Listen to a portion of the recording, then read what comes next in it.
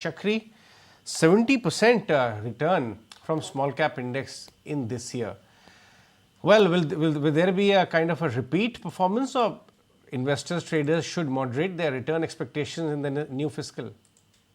Good morning, Ajay. Thanks Good for morning. having me. I think it will be a repeat performance. While the exact percentages we don't know, but clearly it's going to be a strong year simply because the fundamentals are very strong. New India, the new sectors are driving the growth. Now, if you look at companies like HUL, which makes the same old FMCG goods, has kind of languished. It's with its premium multiples, excellent company and all that. But on the other hand, new emerging sectors are contributing to this growth, and that's reflected. And I think that growth will continue. Okay, the growth will continue, and the small cap index is probably set for another great year going forward as well. But Chakri, what about NBFCs? They have been in a bit of a slow lane of late. We haven't seen them doing much, but of course now the news flow is turning. We have Bajaj Finance in focus on account of the impending IPO of the housing finance arm. You also have the news flow coming in on Piramal Enterprises regarding the AIF norms being relaxed and a reversal being probable. What do you make of the moves on NBFCs, and is that something which is in the top strata of the investable universe right now? Regulation aside, NBFCs as a space, the valuations have corrected significantly for the last, let's say, 2-3 years, for various reasons. RBI interventions, various capital norms, etc.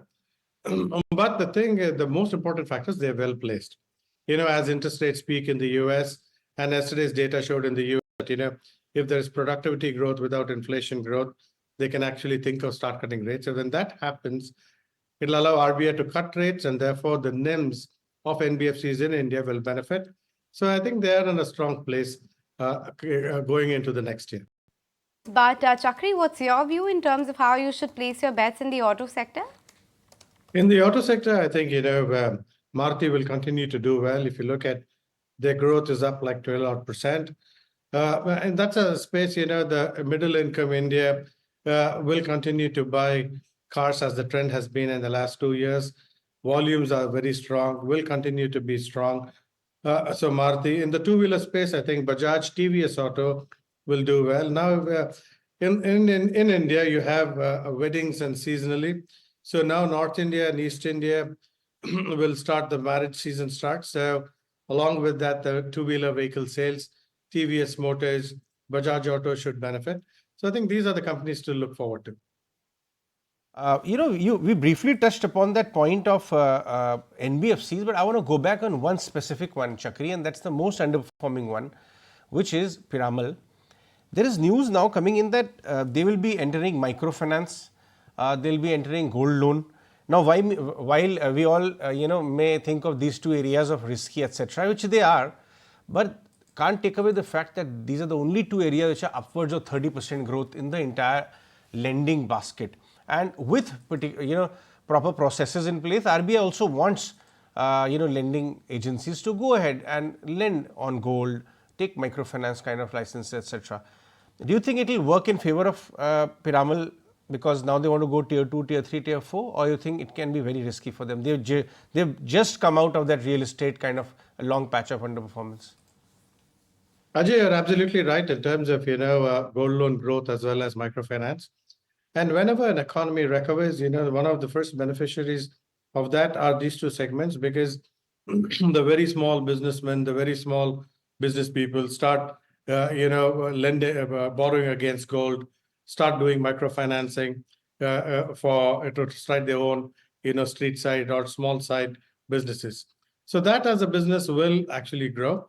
And so that as a space will continues to have, with the risk associated with it, the higher risk associated obviously is the higher net interest margin that you can make.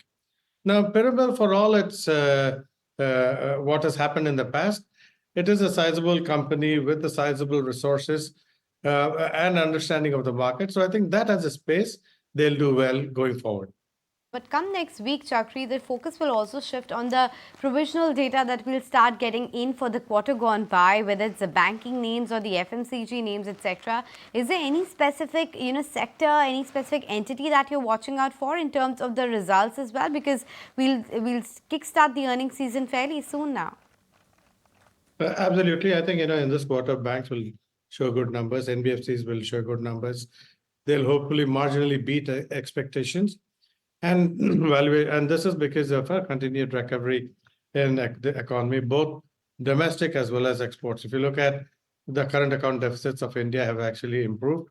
And so that's an indication of a recovery in the economy as well. So against that backdrop, companies like Shriram Care Finance, SBI within the PSU banking space, these companies are extremely well positioned. So, a big block deal which is likely to happen today, and that is in IDFC Bank. Warburg Pincus is likely to exit completely with a 2.5% kind of block today. Pull up the IDFC First Bank chart over the last 1 year. It went closer to 100 and then retreated all the way to 83 odd. It's trading at 77. This is the last 52 weeks. Yeah, the top was closer to 100, came back to 77. Now it's on the lower end. Will this block mark the bottom, Nuresh? Does it appear so? Or do you think, how do the charts look? So, looks interesting. The stock has been drifting lower for the last almost 6 months from a top of 100. The stock has corrected 20-25%. And over the last few weeks, the stock did not see a follow-up sell action when it sustained to 80. So, looks like this zone of 75-80 could be the price point from where it should actually make a move. And mind you, going back into 2015 to 2021, 70-75 was a major resistance. So 75 should act as a support going forward. So it could be a interesting case wherein one could look at a buy if it drops down to 75 too. Okay, point taken. So that's the view coming in on IDFC First Bank. Interesting to watch today as to whether the street reacts as in the overhang is away or there is some selling pressure that might come in today as well. So that's something to watch out for. But Chakri, anything new on the radar in this small cap correction that we saw in the month of March? Have you utilized it as a buying opportunity or any new emerging names on your radar? Indeed, the fall has been quite strong, severe for many names, 20-30%. Now with summer coming and hopefully the correction out of the way, some of the consumer names will start doing well. Companies like VIP, the luggage manufacturers, with summer travel coming back, and as well as not just the tier 1 but also tier 2, tier 3 cities, everybody traveling, and these guys have price points across various price points of luggage. The stock has corrected significantly, so the valuation is fairly attractive at this current levels.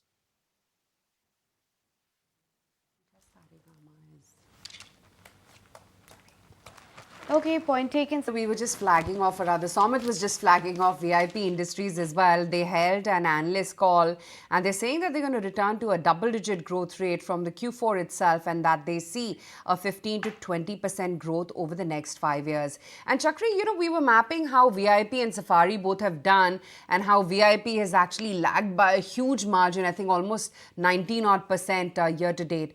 Wanted to understand whether you would place your bets on VIP at this point. VIP had a kind of a soft quarter the previous quarter, but a large portion of their capex is done, and they have a good market share. They have price points across various price points, right from luxury to the mass, and they have expanded what you call the distribution network over the last 1 year or so.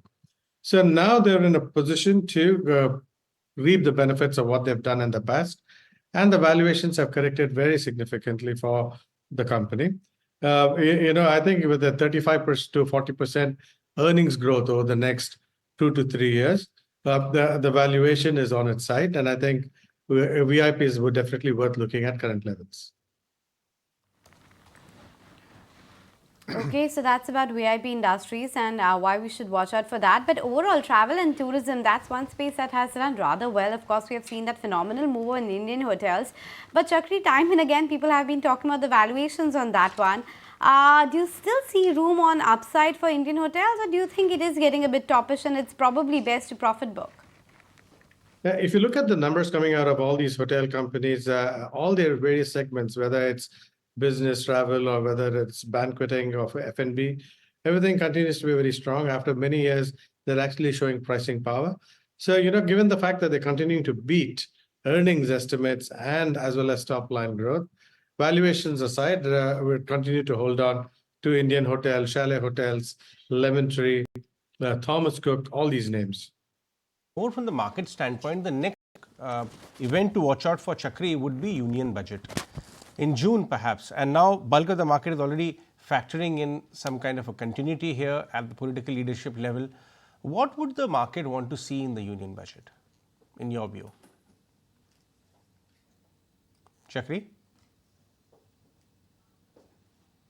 Sorry, please come again. Yeah, I was saying that from the market standpoint, market versus politics, election is already out of the way, right? At least in spirit, if not in letter. So the next event would be Union Budget. Parts of the street already talking about it. So what would the market want to see? Continuity of reforms or anything I'm sorry for specific?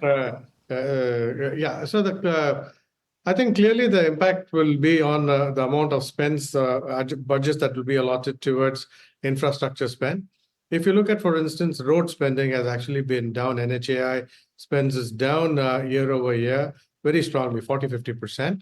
So, after the elections, the expectation is companies like KNRC, they will benefit simply because the part of overall construction activity, as well as the road construction companies like IRB will also benefit. So that is one. Second is continued focus on manufacturing.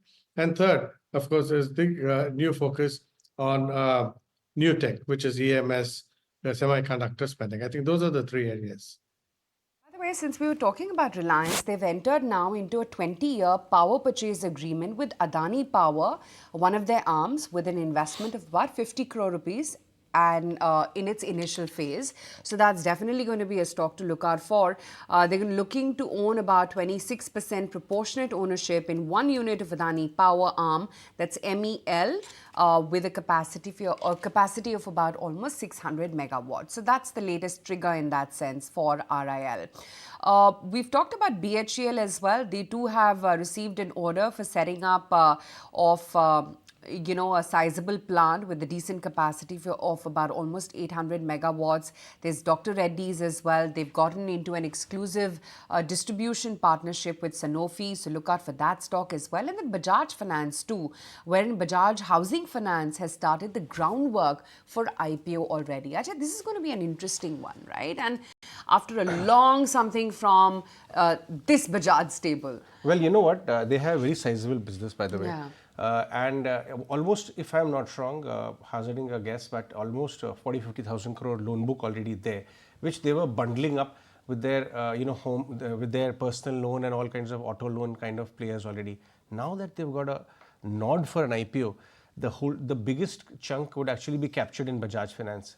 Club it up with the kind of the strict RBI now going slightly on the loose, and all these norms are being clarified.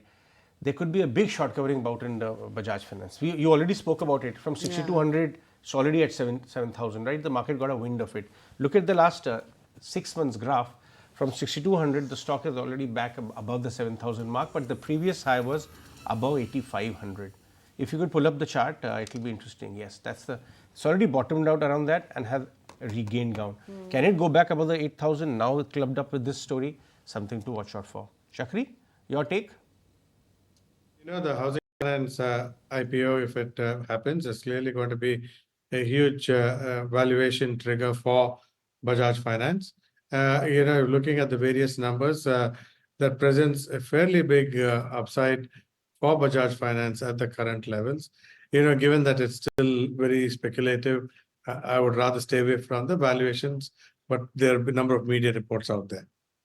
And as there are two small cap funds in the portfolio, if he cancels his assignment. If you like this video, then like, share and subscribe to ET Now.